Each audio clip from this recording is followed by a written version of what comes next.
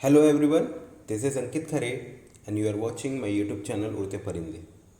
तो आज हम लोग बात करेंगे कि एसबीआई की तरफ से जो वैकेंसी आई हुई है, जो नई नोटिफिकेशन आई है जस्ट, तो वो क्या है, कौन सी पोस्ट आई है और कौन लोग इसे फिल कर सकते हैं, क्या एज लिमिटेशंस है, क्या फ़ी स्ट्रक्चर है और किस एरिया के लिए कितनी क्या पोस्ट है।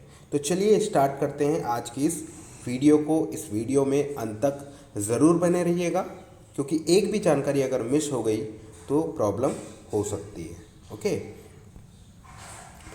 तो स्टेट बैंक ऑफ इंडिया की तरफ से जो ये नोटिफिकेशन आया है, recruitment of circle based officer, आप लोग यहाँ पे देख पा रहे होंगे लगभग 3,850 पोस्ट के लिए ये वैकेंसी आई है। अलग अलग कैटेगरी वाइज अलग अलग सर्किल बनाए गए हैं। अहमदाबाद, बेंगलुरु, भोपाल, चेन्नई, हैदराबाद, जयपुर, महाराष्ट्र। ओके, और भोपाल के लिए जो स्टेट भोपाल जो सर्किल बनाया गया है वो दो स्टेट को कवर करता है, वो है मध्य प्रदेश और छत्तीसगढ़।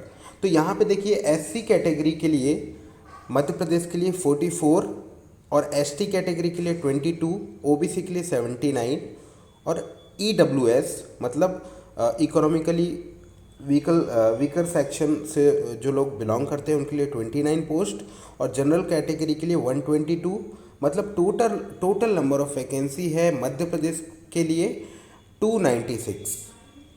ओके, ऐसे करके अलग अलग सर्किल के लिए वैकेंसीज है, पोस्ट है। तो आप इसे पढ़ सकते हैं। डिस्क्रिप्शन में मैं इसकी जो लिंक है वो शेयर कर दूंगा पीडीएफ की। ओके, तो ऐसे ही आप लोग देख पा रहे होंगे यहाँ पे एलिजिबिलिटी क्राइटेरिया क्या है इसका, है ना, योग्यता क्या है। तो graduation in any discipline from a recognized university और any equivalent qualification recognized as such by the central government.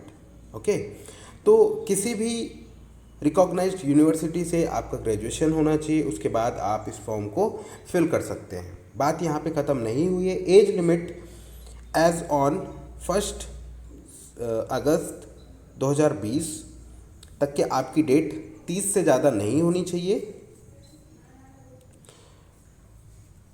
और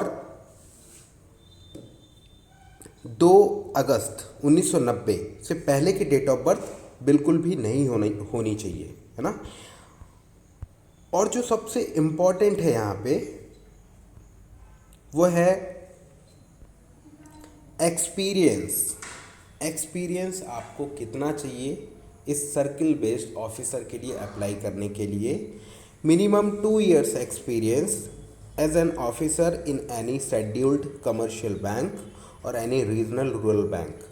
ओके, तो कम से कम आपको 2 साल का एक्सपीरियंस होना चाहिए as an officer any scheduled commercial bank, किसी शेड्यूल्ड कमर्शियल बैंक में या किसी रीजनल रूरल बैंक में। ओके, तो यहाँ पे एक्सपीरियंस की बात आती है तो फ्रेशर लोग इसे अप्लाई नहीं कर सकते हैं।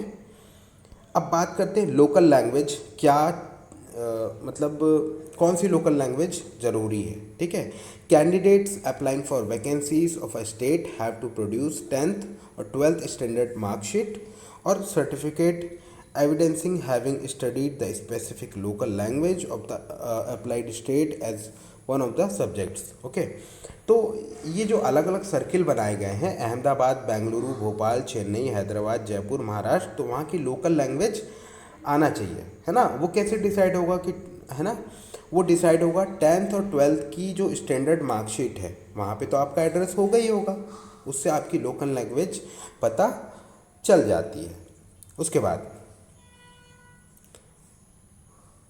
हाँ, यहाँ पे सबसे इम्पॉर्टेंट जो बात है वो है कि फीस कितनी लग रही है। ओके, हाँ, एप्लीकेशन फ़ी है जो कि नॉन रिफंडेबल है। एससी, एसटी और पीडब्ल्यूडी कैटेगरी के लिए कोई भी फीस नहीं है। General, economically weaker section, OBC के लिए 750 रुपीज़ फीस है, application fees.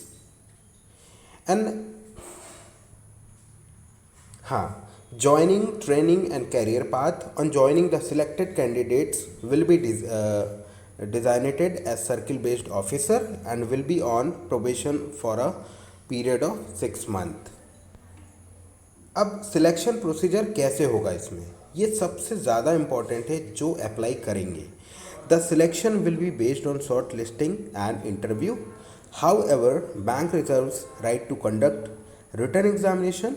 Mere fulfilling minimum qualification and experience will not waste any right in candidate for being called for interview. The shortlisting committee constituted by the bank will decide the shortlisting parameters and thereafter adequate number of candidates as decided by the bank will be shortlisted and called for interview.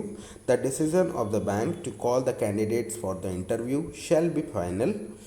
No correspondence will be entertained in this regard. I hope आप लोगों को sorry ये जो vacancy आई हुई है उसके बारे में थोड़ा सा जो जनरल आइडिया होना चाहिए वो हो गया होगा। तो लिंक में ये जो लिंक है डिस्क्रिप्शन बॉक्स में मैं दे दूंगा, तो आप उसे विज़िट करके इस PDF को भी प्राप्त कर सकते हैं, दूसरा इस फॉर्म को भी फिल कर सकते हैं।